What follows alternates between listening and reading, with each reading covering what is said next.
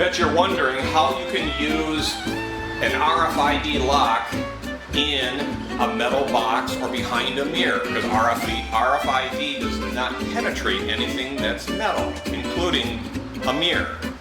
Well, with the MasterSlave system, the slaved locks become the bolts of your vault. They are your locks.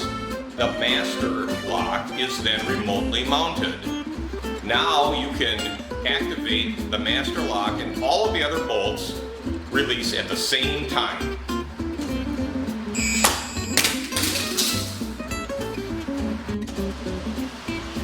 S80 RFID master lock controlling an additional 4 locks.